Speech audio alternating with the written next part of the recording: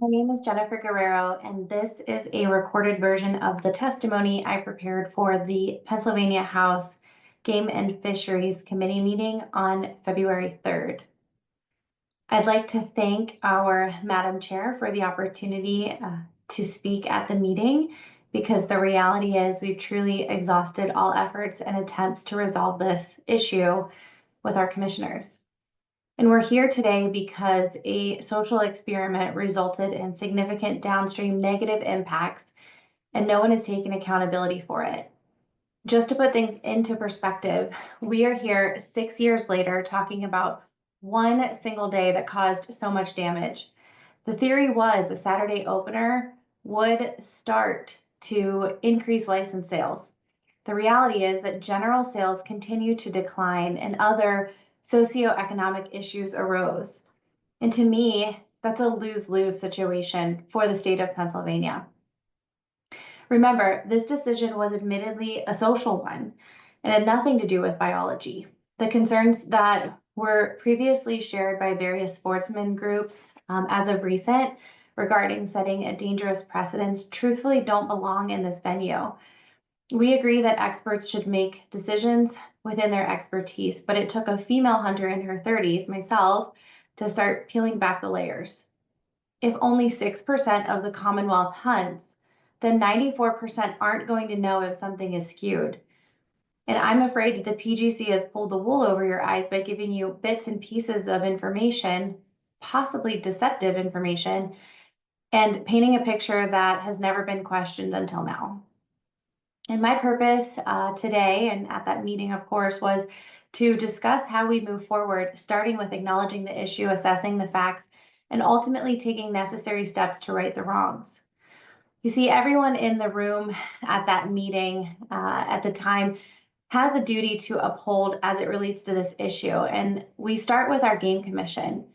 The ask is that you stay aligned to your mission. And I'll break that apart into two segments. Part one, your mission is to manage and protect wildlife and their habitats. I invite you to go back and look at the statewide deer hunter surveys. In 2011, 2014, and 2017, lack of deer was actually the #1 issue when you look at the data. But license sales remained steady until around 2017, when you really start to see the decline. Hunters got discouraged and license sales started to decrease. Now, for those of you who are thinking, well, I see deer all the time in my region. Now, you might be right, but you probably see them where they cannot be hunted. And to me, again, that sounds like a deer management issue. You see, here's the thing. People aren't going to sit in the woods if they aren't seeing the deer, no matter how many opportunities they have to hunt. Lack of deer actually allowed for an easier shift of priorities. Oh, and our younger hunters, well, let's face it, they're not necessarily built for sitting in the woods and not seeing deer. If you want to get to the root cause of the decrease in hunters, consider getting back to the basics of wildlife management. Now, part two of your mission, the Pennsylvania Game Commission's mission, is to promote hunting and trapping for current and future generations. This means that you can't make decisions that divide and fracture the hunters, and you can't dismiss, disregard, and especially not discriminate against your primary sources of recruitment, retention, and reactivation. Now, our current hunters, we are responsible to help build the hunting community, and this actually stems from the PGC mission.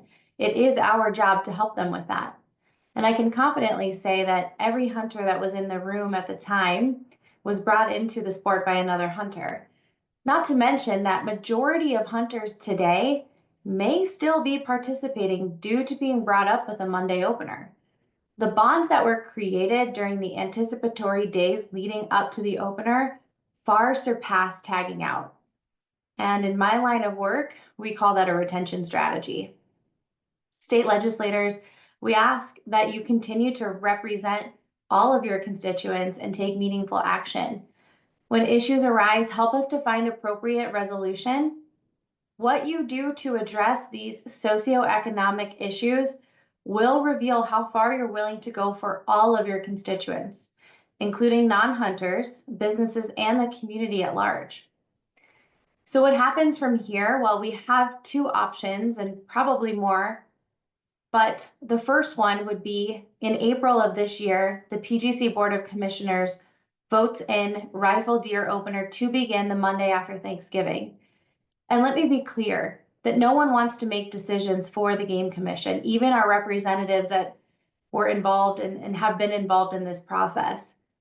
We want to trust our commission and know that what they are doing is protecting the game and promoting the sport, right back to their mission. If they can stay in their lane and stick with the science, then everyone wins. However, if we cannot rely on our PGC to do the right thing, then legislation such as HB 70 is the only other option right now.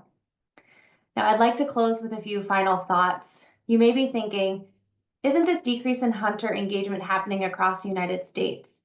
Well, the answer is yes. However, what's important to note is that the average age of the US hunter is 43, and in Pennsylvania, it is 55. So time is of the essence unless we're willing to see a significant drop in hunters that the state is truly not prepared for. And also, for those of you who may be thinking, why don't you just start on Monday?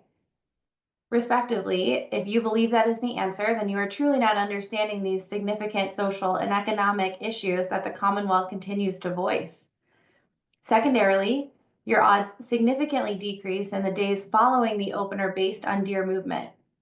For those who do not hunt, this simply means that the deer are moving throughout the woods because of more people being in the woods.